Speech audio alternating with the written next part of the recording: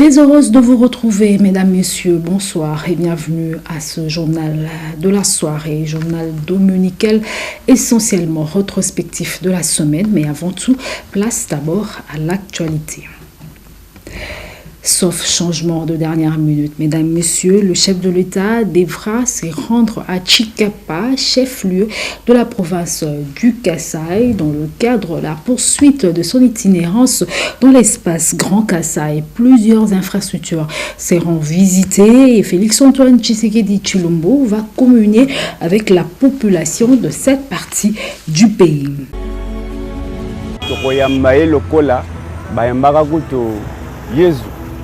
Po yende alongoli biso na boumbu na kati ya mboka oyo mboka ezaki ya kokufa à partir na ye tokomi komona ba lumière bana na biso bakomi kotanga bien bakomi pe kotambola bien na ngai pe musala na nga nazosala bien na sepeli mingi koyamba mokonzi ya mboka to sepeli makasi Chikapa mobimba to zelele koyena ye wana izamwa bien. Pendant son court séjour de 48 heures dans la ville minière de Chikapa, le président Félix Tshisekedi va communier avec la population de cette partie du pays à travers un meeting qui sera organisé au terrain missionné. La sécurité au niveau de la province, elle est assurée par tous nos services. Il n'y a pas d'inquiétude de ce côté-là. Le peuple kassaïen et moi-même, en tant que numéro de la province, nous nous apprêtons pour accueillir le président de la République, qui est aussi notre frère. Il vient chez lui, comme c'est que nous disons Machamomenou. Il va également visiter quelques infrastructures érigées ici dans la ville minière de Chikapa, parmi lesquelles nous avons la station de pesage à essieux dont les travaux sont exécutés par la société chinoise CGC sur le financement de la Banque mondiale. Il y a également l'école d'Ibumba, une ancienne école de 1974 qui est aujourd'hui réhabilitée et modernisée sur financement de la Banque africaine de développement. L'autre infrastructure à visiter par le chef de l'État est donc le marché moderne de Chikapa, inauguré en 2022. Il a une capacité d'accueil assez consistante pour des vendeurs à étalage, magasins et stands, ainsi que des entrepôts. On a vu ce qu'on a côté quand on a marché. Bako bon c'est la biso wende na biso pesa na kimia parce que et ça wende moderne. Mais évolution marché ils ont marché dans le bien, ça problème. Mais c'est là bas achat na bas vente koto to bunda na malema ne pese loka sike fungwami. Et c'est pas facile pour batuba s'adapter directement. Mais je sais qu'avec le temps ça ira très bien. La province du Kasaï, sous l'impulsion du président de la République Félix Tshisekedi, prend l'envol vers son développement. Double cérémonie ce dimanche à l'église ERA. Nous sommes là dans la commune de Kesavubu où les étudiants de l'université World Ministry Veleshop Piano, Texas, ont reçu le diplôme des mérites au cours de la cérémonie de grades académiques organisée à cet effet. Je vous propose de suivre ce reportage ramené par Mirai Binda et Olivier Matuta. La Ligue des générations montantes des jeunes ambassadeurs pour Christ, en collaboration avec University World Ministries Fellowship Plano Texas, la communauté ERA et la société civile Réseau des rassemblements des ONG et ASBEL pour la bonne gouvernance, a organisé un culte spécial au cours desquels des diplômes de mérite ont été décernés aux pasteurs étudiants en ligne en théologie, sacerdoce, développement et communication pour l'année académique 2023-2024. Au total, 11 étudiants ont obtenu leur diplôme de master en écriture sainte dans les réseaux ministériels mondiaux reliant les ministres, les églises et les organisations, a fait savoir dans son mot de circonstance les représentants de cette université en RDC, les révérends William Mpiana, encadreur de ses étudiants. Les représentants des lauréats a, au nom de ses collègues, félicité les encadreurs pour le travail abattu. Un vibrant hommage au président national de la Ligue de génération montante de jeunes ambassadeurs pour Christ, le nomme Maître William Piana, un enseignement de haut niveau en théologie et au master en communication et développement, ce qui nous confère une spécialité polyvalente en ce domaine précité pour le bien et le développement du monde entier en général et de la RDC en particulier.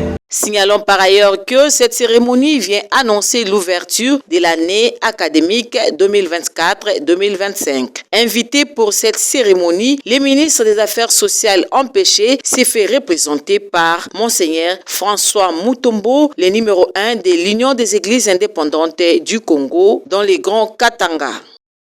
La semaine a été marquée par plusieurs événements en République démocratique du Congo. Prenons d'abord la semaine du chef de l'État qui séjourne actuellement dans l'espace Grand Kassai. La semaine a été marquée par la visite au travail et d'itinérance du président de la République Félix-Antoine Tshisekedi Tshilombo dans les provinces du Grand Kassai. Tout a commencé par Kananga au Kassai occidental où le chef de l'État est arrivé le mardi 14 décembre en compagnie de son épouse, la distinguée première dame Denise Nyakero Tshisekedi. Accueil très chaleureux de la population de Kananga avec laquelle le chef de l'État a communié par une longue marche à pied. À la place de l'indépendance à Kananga, le président de la République a eu de mots justes dans son adresse aux Kanangaises et Kanangais. Il a évoqué les 6 axes de son programme d'action: plus d'emplois, de sécurité, l'amélioration du pouvoir d'achat, une économie diversifiée, plus d'accès aux services de base et aux services publics. Le chef de l'État s'est aussi appesanti sur des projets achevés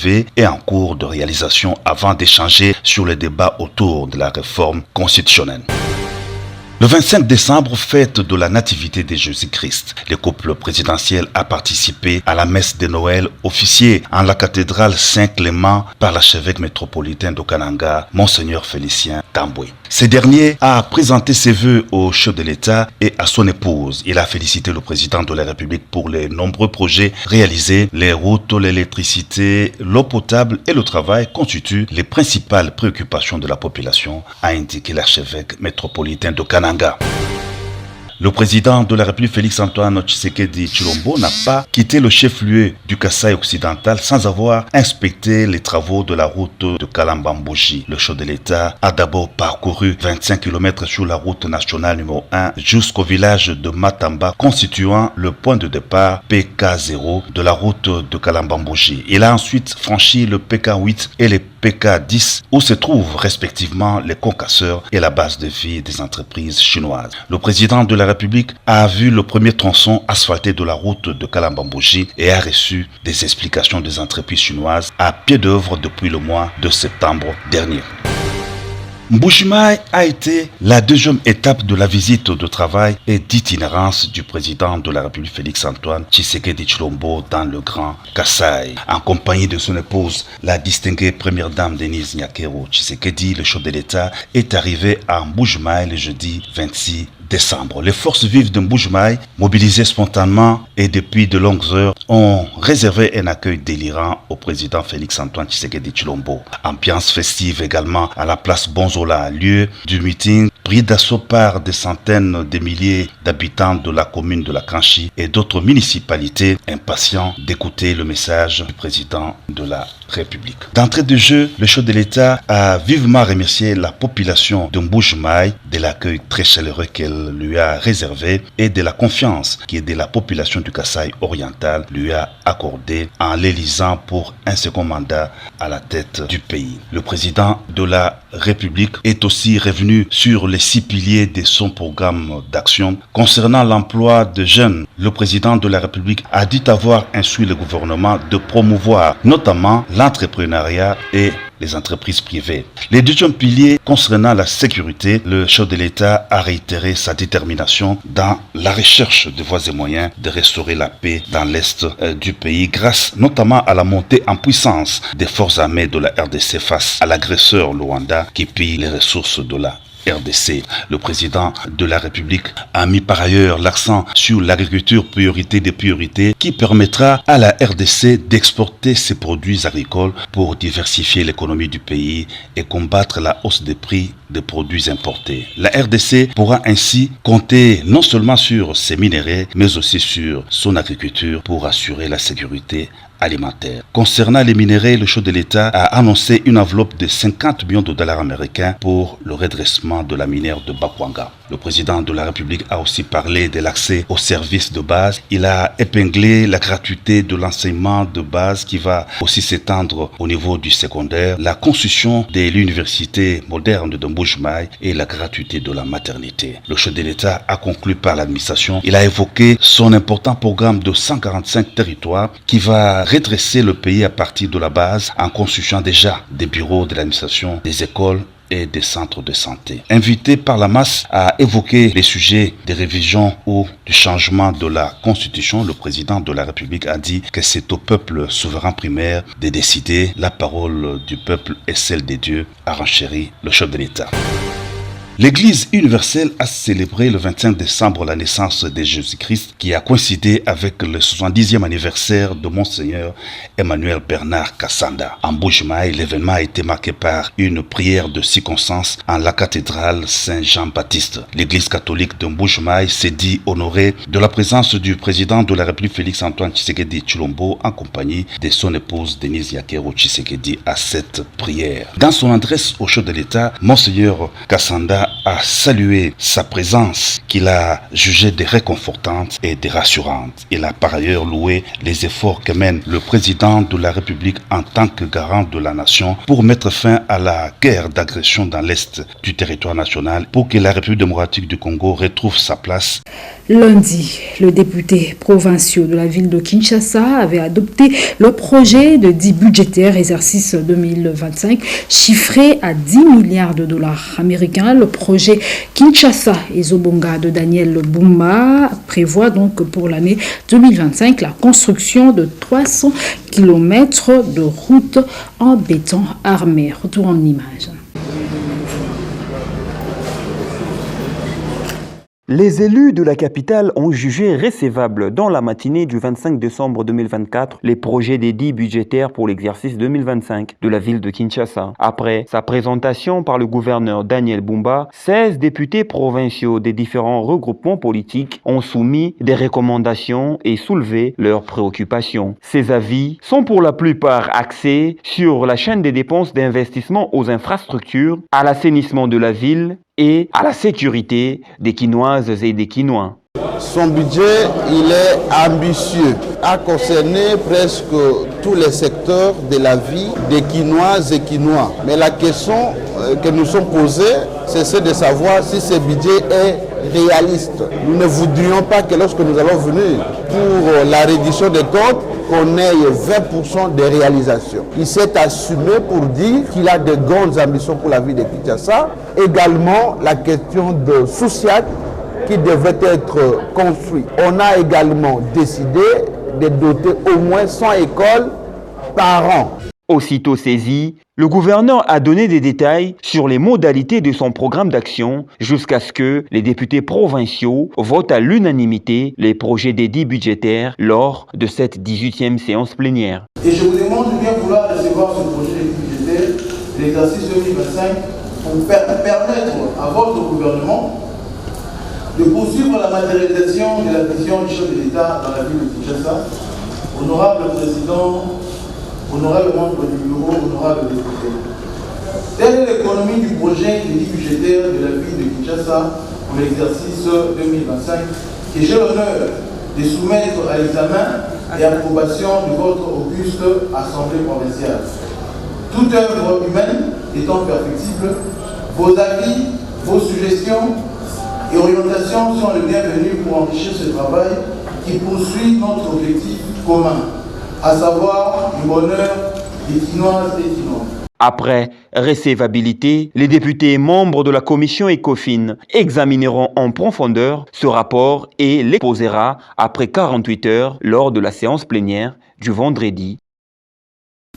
Et mardi, la première ministre Judith Suminwa Tuluka avait réceptionné le nouveau portrait du chef de l'État, Félix-Antoine Tshisekedi Tshilombo, de main de la ministre de la Culture, Arts et Patrimoine, Yolande Elébé. Ce portrait conçu selon les critères visuels et artistiques établis par un arrêté ministériel.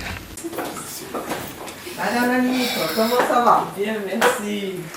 L'objet de ma venue à la primature était celle de déposer le portrait officiel du président de la République, chef de l'État, et aussi, et bien évidemment, de présenter mes vœux de Noël et de Nouvel An à mon autorité.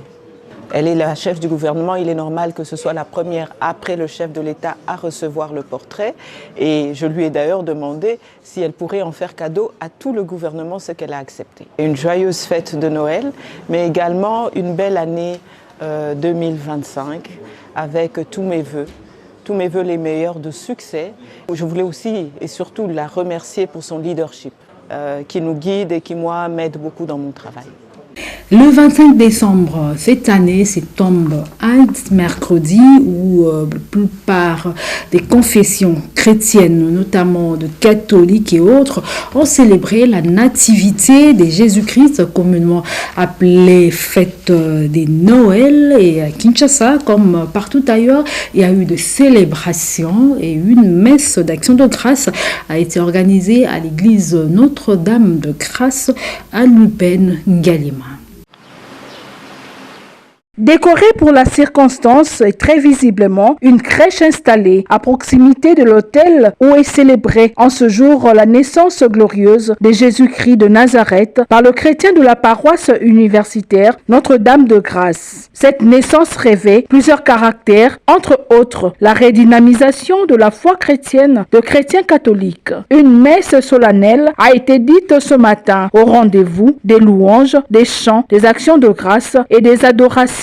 Le prélat du jour, Steve Massombo, deuxième vicaire de Nondagra, a axé sa prédication sur la naissance de Jésus-Christ et les mystères qui y entourent. Ésaïe 2, 1 à 6 et Jean 1 à 18. Ponctuant ainsi ses bénédictions sur le projet, sur les familles, le projet et le travail de tout un chacun. À l'occasion, l'abbé curé Ephraïm a eu des messages de vœux provenant du Saint-Père et de l'archevêque métropolitain de Kinshasa, Fridolin Ambongo. Et le monde a célébré la fête de la Noël marquant la naissance de l'enfant Jésus. Cependant, d'autres églises n'en croient pas, en tout cas, ils refusent d'en entendre parler, comme le cas de l'église Ville des Refuges dirigée par le prophète Jules Moulindois. La fête des nativités de l'enfant Jésus est célébrée avec faste à travers plusieurs églises dans le monde. Par contre, l'église Ville de Refuge ne reconnaît pas Noël. Le prophète Jules Moulindois, représentant légal de l'église Ville de Refuge, explique à travers le livre d'Ésaïe, un fils nous est né, il s'appellera Emmanuel et non Noël.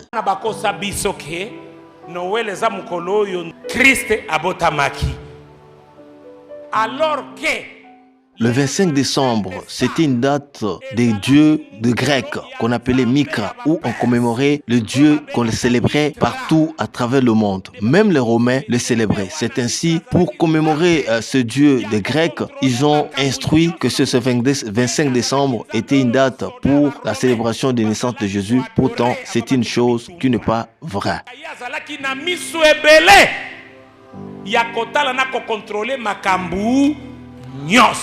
Le 25 décembre est une date conventionnelle pour commémorer la naissance du Seigneur. Une chose est vraie, que Jésus-Christ n'est pas né à cette date. Jeudi, la première ministre Judith Suminwa a fait une tournée d'inspection de travaux de construction et réhabilitation des voiries de Kinshasa. Judith Suminwa voulait donc se rendre compte personnellement de l'état d'avancement de ces travaux. Retour en image. Sous une pluie battante, la chef de l'exécutif central a entamé sa tournée par la route Kulumba qui relie les communes voisines de Massina et Limete. À cet endroit, elle a constaté la reprise des travaux après une longue période d'inactivité. La première ministre s'est ensuite dirigée vers la 15e rue Limité sur la route de poids lourd où elle a inspecté de près les travaux de bétonnage menant à Massina Petro-Congo. Poursuivant son périple, Judith Soumina Tuluka a visité les communes de Barumbu, Gombe, Kinshasa, Kasavubu et Bandalungwa. Sur Kabambari-Diman, elle a dû marcher sur des flaques d'eau et la boue qui jonchent ces avenues. La première ministre a insisté sur la nécessité de restaurer les routes de desserte de la capitale congolaise pour permettre à la population d'exercer ses activités de manière stable. Elle a par ailleurs estimé que la réhabilitation de ces voies contribuera à réduire les embouteillages à Kinshasa. On a aujourd'hui des embouteillages. Les mamans au niveau du marché Sombazigida se plaignent parce qu'elles n'ont plus suffisamment de clients. C'est parce que les routes ne sont pas en bon état. Et je pense que ensemble avec la ville, on va pouvoir faire le travail de manière correcte parce qu'on a commencé, c'est déjà un début et on va devoir poursuivre que le travail s'achève. Moi, ce qui m'intéresse aujourd'hui, c'est pas seulement de voir les travaux qui ont commencé, mais c'est de voir comment ils vont s'achever. Je pense que c'est ça le plus important. L'année prochaine, j'ai pris rendez-vous avec ceux qui ont démarré les travaux pour voir à partir du mois d'avril, être sûr que, en tout cas, c'est en bonne voie. L'initiative de la chef du gouvernement central de descendre sur le terrain pour inspecter les travaux a été fortement saluée par la population. De nombreux Kinois interrogés dans les différentes zones visitées estiment que cette approche favorisera le bon déroulement des travaux et conduira à des résultats convaincants. C'est un plaisir à trop comme une initiative à boire. Parce que quand on tour à Bakonzi, moyen bateau va aussi la détourner les athées. Parce que de temps en temps, ceux qui sont là, ils ont bien pour Banzela payer avancer. Dans ce pays, maman n'est pour Moussalo Bandé Bani, on a 2 ans, 3 ans, Moussalo ici là, mais on arrive à maman. Na papa na so Daniel na mike musala wo kalate ici na sepe na arrivé na bango. Nzela na biso e umeli makasi. Nta ba mbula ndezo beta bu. Soki ba ça le plus vite possible été bandi na biso banda ko ba rolela ngo. Faut-il rappeler que l'aménagement du territoire pour une connectivité maximale constitue le 3e pilier du programme d'action du gouvernement souminois. À l'est de la République démocratique du Congo a été marqué par les offensives menées par les FARDC qui contre-attaquent et gagnent du terrain. Ils ont par ailleurs repoussé les M23 des Lubero. Retour sur ces escalades militaires. Jeudi 26 décembre, le ciel peu clair en territoire de Lubero au Nord Kivu. En face de la presse, le lieutenant-colonel Mak Azukai pour présenter les résultats à mi-parcours des opérations militaires en cours dans le sud du territoire de Lubero sous le commandement du général-major Bruno Mandevou, commandant du secteur opérationnel Grand Nord sous Kola 1. Les opérations vont bon train.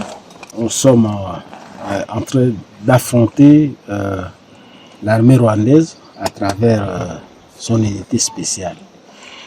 Aujourd'hui, nous nous retrouvons dans ce contexte et dans cet espace pour vous démontrer l'implication du Rwanda à travers son armée. Parmi les capturés figure ce jeune militaire rwandais, Iradon Kunda, Jean de Dieu, c'est son nom. Soldat de première classe et membre du 110e bataillon de la force spéciale de RDF, l'armée rwandaise. Il fait partie des militaires rwandais qui ont été déployés en République démocratique du Congo depuis près de 2 ans maintenant, affirme-t-il.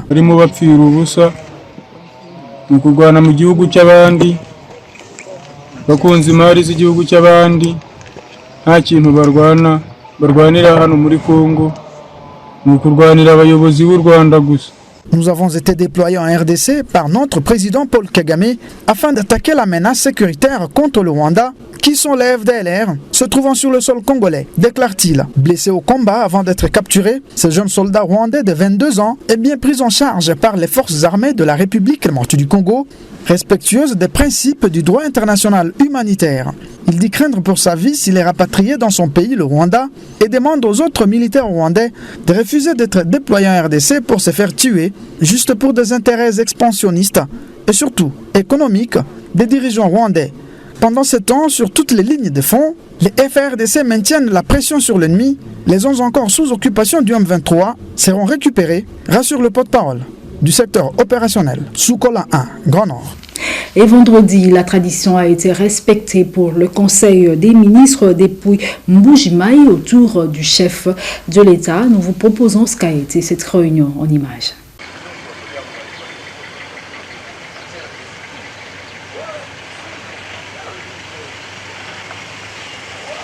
C'est en Mbujimaï, dans la salle de réunion de la minière de Bakwanga, que s'est tenue la 28e session du Conseil des ministres ce vendredi 27 décembre 2024. Présidée par le chef de l'État Félix Antoine Tshisekedi Tshilombo, la réunion a connu la participation de la première ministre Judith Suminwa Tuluka, du directeur de cabinet du chef de l'État Anthony Kinzo et des membres du gouvernement présents dans les chefs-lieux du Kasaï oriental.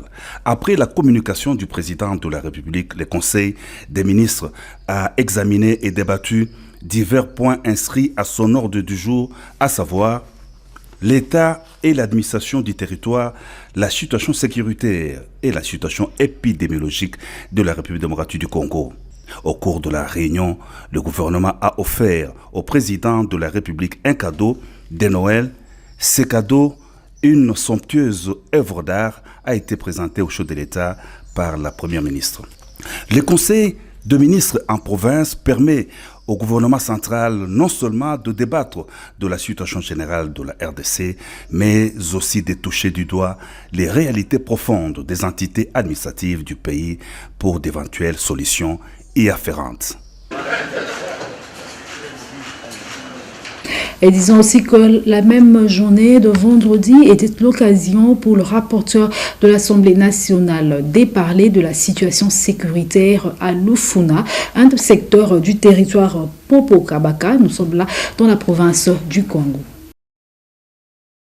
Soucieux de la situation sécuritaire qui prévaut dans le secteur de Lufuna, dans le territoire de Popo-Kabaka, dans la province du Congo, le rapporteur de l'Assemblée nationale, le professeur Jacques Joly, a reçu la délégation des ressortissants de Lufuna, conduite par l'honorable Passiza Pamba, l'élu de cette circonscription électorale. Au cœur de leurs échanges, comment sortir Lufuna de cette crise sécuritaire?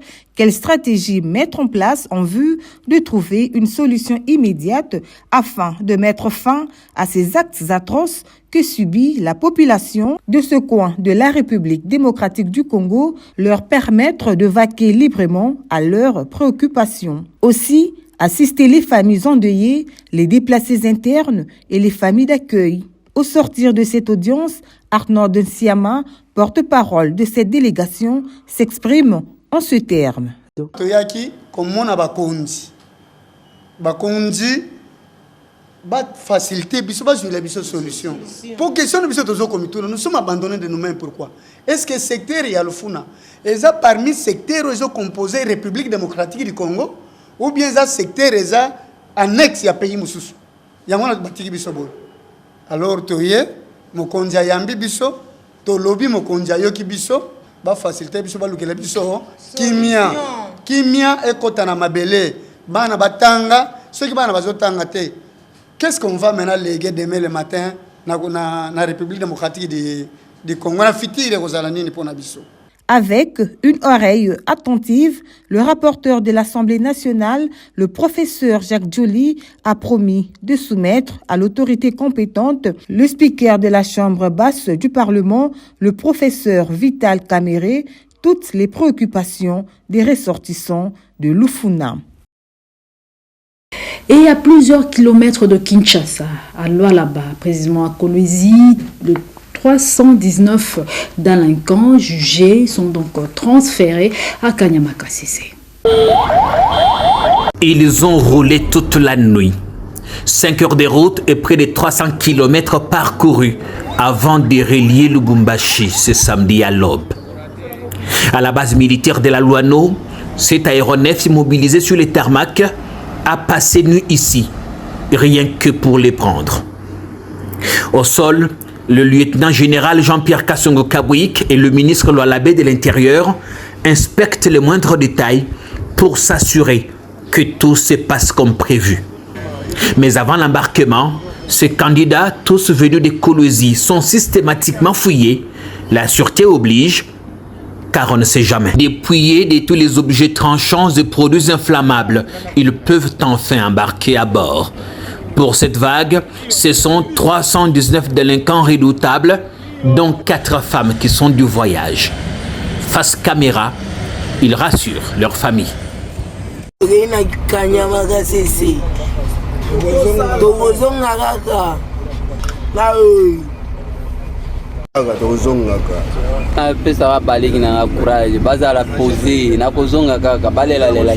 Et n'embarquent dans cet avion que des délinquants bien connus de tout là-bas. Leur départ pour KCC est le fruit d'un tamisage exigeant qui a permis aux innocents d'être relaxés. Mais à Kanyamakasi, c'est là où ils vont. C'est pas en prison. On va préparer ces jeunes pour qu'ils soient utiles à la société. Vous avez les résultats. Je suis quand même curieux que jusqu'à ces jours, qu'il y a encore des gens qui parlent de l'acharnement. Je sais pas, c'est compliqué. Vous savez, politiquement, moi je ne suis pas politicien. Politiquement, ils sont motivés. Mais moi, en tant qu'équipier, moi en tant qu'officier, je dis, nous devons donner la chance à toutes les provinces. Nous disons et nous demandons à ceux-là qui sont derrière ces luttes, qui sont derrière cette campagne de diabolisation, d'arrêter. Débarrassé de ces gangs qui s'émettent terreur et désolation, le Lualaba peut enfin profiter en toute tranquillité de son boom minier, un véritable cadeau du ciel.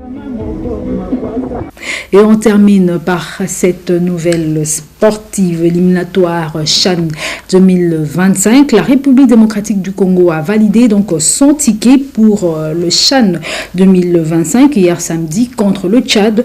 Les léopards locaux ont tenu donc leur victoire au dernier coup de filet en battant le Tchadien par 3 buts contre 1. Je vous propose de suivre l'ambiance qu'il y a eu hier au stade des Martyrs de la Pentecôte.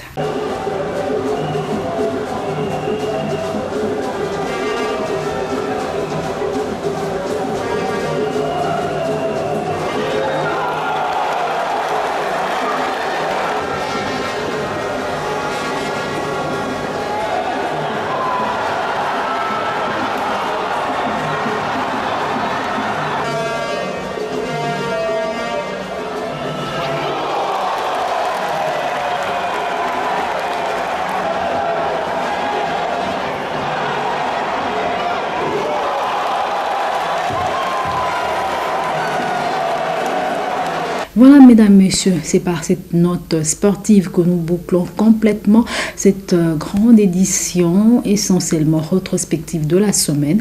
Mesdames, messieurs, au nom du réalisateur du journal, Florie Kandé, sous la supervision de Possien Chisungu, mesdames, messieurs, nous vous disons merci et de très bonnes choses et entre-temps, meilleurs vœux à vous.